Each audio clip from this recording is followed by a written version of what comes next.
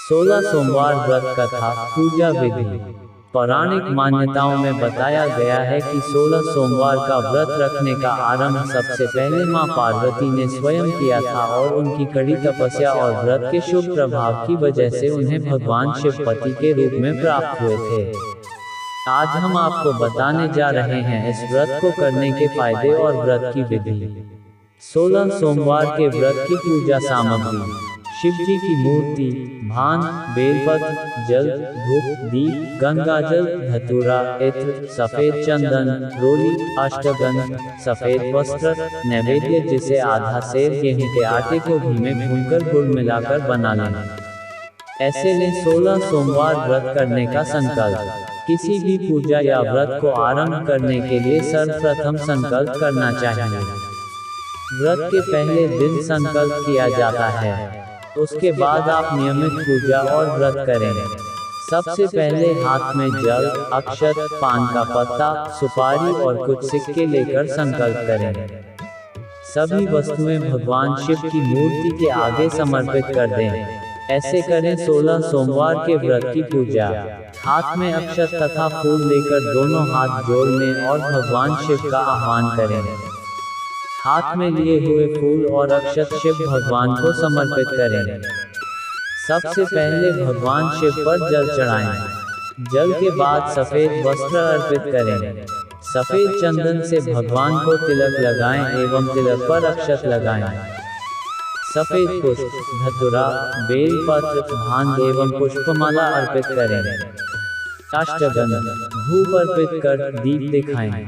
भगवान को भोग के रूप में ऋतु फल या बेल और नैवेद्य अर्पित करें। कथा सुनने से पहले वीडियो को लाइक करें और चैनल को सब्सक्राइब करें। 16 सोमवार व्रत कथा। एक बार भगवान शिव जी पार्वती जी के साथ भ्रमण करते हुए मृत्युलोक की अमरावती नगर में पहुंचे। उस नगर के राजा ने भगवान शिव का एक विशाल मंदिर बनवा रखा था। शिव और पार्वती उस मंदिर में रहने लगे। एक दिन पार्वती ने भगवान शिव से कहा, हे प्राणनाथ, आज मेरी चौसक खेलने की इच्छा हो रही है। पार्वती की इच्छा जानकर शिव पार्वती के साथ चौसक खेलने बैठ गए। खेल प्रारंभ होते ही उस मंदिर का पुजारी वहां आ गया। माता पार्वती जी ने पुजारी जी से पूछा कि हे पुजारी जी, यह बताइए कि इस बाजी में किसकी जीत होगी। तो ब्राह्मण ने कहा कि महादेव जी की।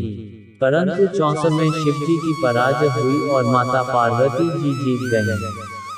तब ब्राह्मण को उन्होंने झूठ बोलने के अपराध में कोढ़ी होने का श्राप दिया। शिव और पार्वती उस मंदिर से कैलाश पर्वत लौट गए।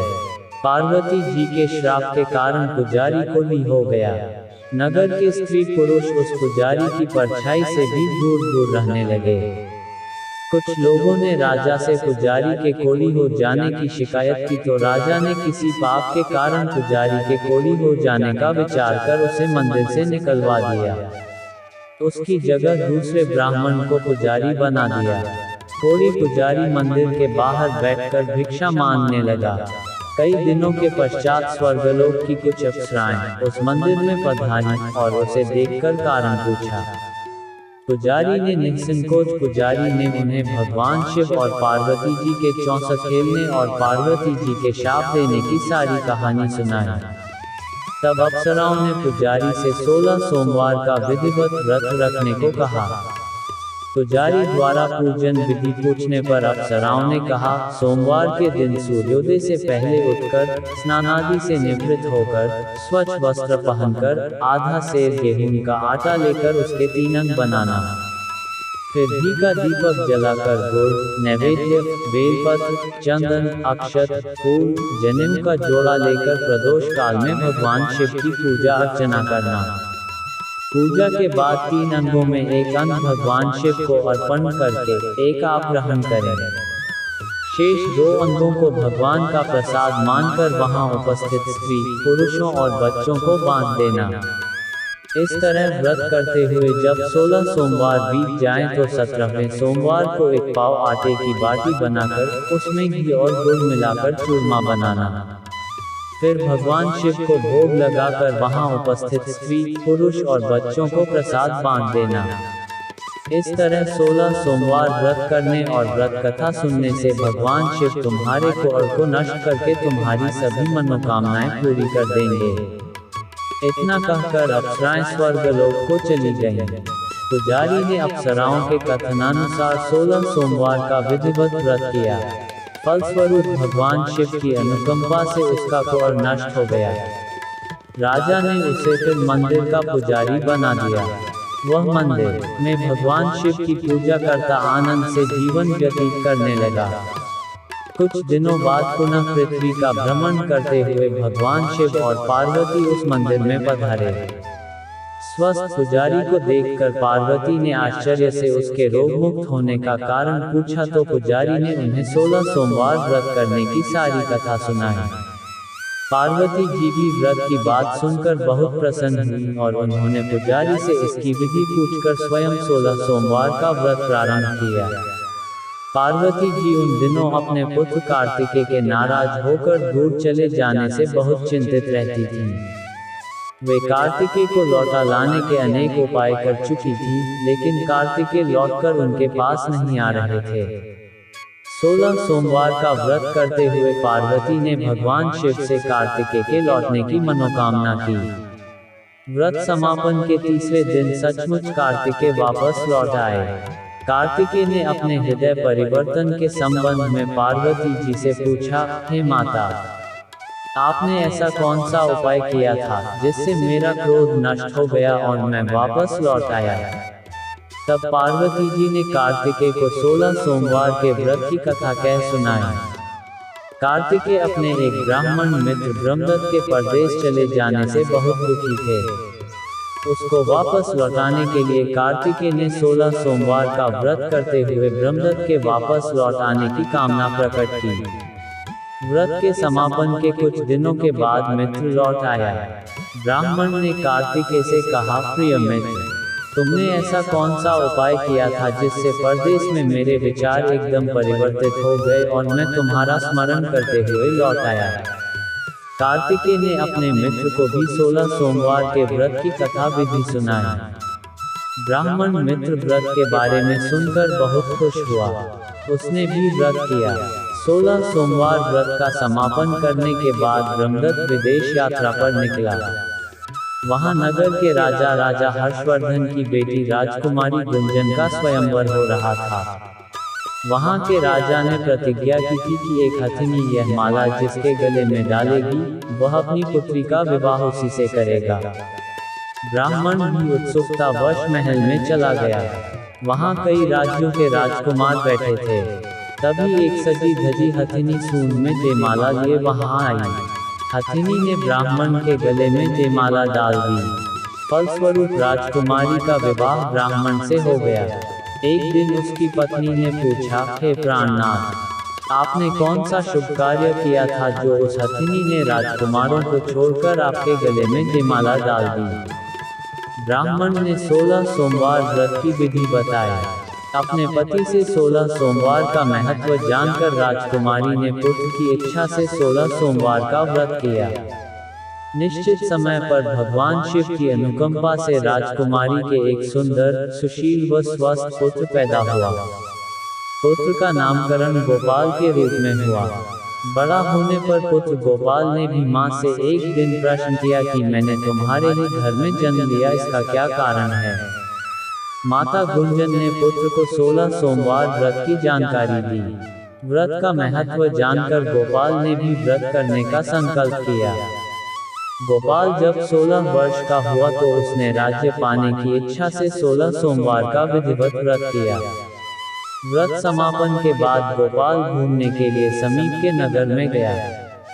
वहां के वृद्ध राजा ने गोपाल को पसंद किया और बहुत धूमधाम से अपनी पुत्री राजकुमारी मंगला का विवाह गोपाल के साथ कर दिया। 16 सोमवार के व्रत करने से गोपाल महल में पहुंचकर आनंद से रहने लगा। 2 वर्ष बाद वृद्ध राजा का निधन हो गया तो गोपाल को उस नगर का राजा बना दिया गया। इस तरह 16 सोमवार व्रत करने से गोपाल की राज्य पाने की इच्छा पूर्ण हो गई।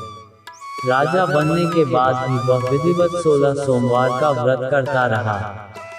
व्रत के समापन पर 17वें सोमवार को गोपाल ने अपनी पत्नी मंगला से कहा कि व्रत की सारी सामग्री लेकर वह समीप के शिव मंदिर में पहुंचे। पति की आज्ञा का उल्लंघन करके सेवकों द्वारा पूजा की सामग्री मंदिर में भेज दी। स्वयं मंदिर नहीं गई।